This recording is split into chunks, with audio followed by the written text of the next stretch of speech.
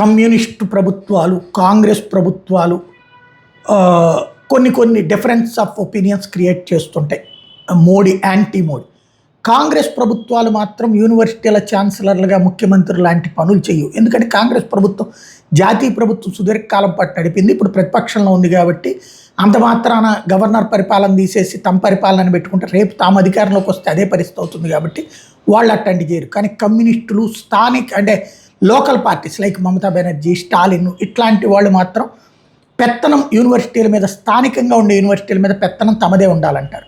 వాస్తవంగా యూనివర్సిటీలకు సంబంధించిన పెత్తనం కేంద్రంకి ఎందుకు ఉంటుందంటే యూనివర్సిటీ గ్రాంట్స్ కమిషన్ అనేది కేంద్ర ప్రభుత్వ ఆధ్వర్యంలో ఉంటుంది. వాళ్ళు ఇచ్చే జీతాల వలన అట్లా రాష్ట్ర ప్రభుత్వాల జీతాలు అయితే కనుక సంకనాగిపోతాయి యూనివర్సిటీలు. కాబట్టి ఆ స్థాయిలో ఉండేటటువంటి పరిస్థితి ఉంటుంది. ఇప్పుడు ఆ వ్యవహారాలలో కొత్త మలుపులు తిరుగుతున్నటువంటి పరిస్థితి. తమిళనాడులో ఏదైతే గవర్నర్ని పక్కన పెట్టి, అంటే ఆ మధ్యన కేరళలో చేశారు, గవర్నర్ని పక్కన పెట్టి ఛాన్సలర్గా పలు యూనివర్సిటీలకి ముఖ్యమంత్రి ప్రకటించుకుంటే ఆ తర్వాత కోర్టు దానికి నిరాకరించింది, కేరళ హైకోర్టు. అలాగే బెంగాల్లో కూడా అట్లాంటివి చేసింది మమతా బెనర్జీ.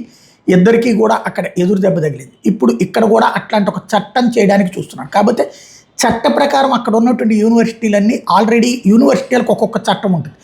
ఆ చట్టం ప్రకారం గవర్నర్ని ఛాన్సలర్గా ఇంతకుముందు చట్టం ఉంది. ఇప్పుడు ముందు ఒక్కొక్క యూనివర్సిటీకి గవర్నర్ని తీసి ముఖ్యమంత్రిని పెట్టాలన్న చట్టం మార్చాలి.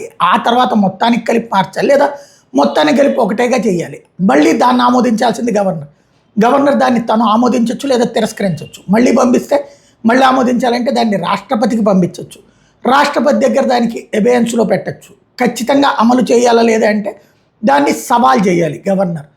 తమిళనాడులో ఇదే కేరళలోనూ అక్కడ చేసినట్టుగా. మరి ఏం జరుగుతుంది అంటే పాత ఏదైతే స్టాలిన్ పద్ధతినే ఈయన పాటిస్తున్నాడు, ఏం తేడా లేదు. మమతా బెనర్జీ, స్టాలిను, కమ్యూనిస్టు ప్రభుత్వాలు, ఏది కేంద్ర ప్రభుత్వ వ్యతిరేక ఫెడరల్ వ్యవస్థ అనేటటువంటి కాన్సెప్ట్.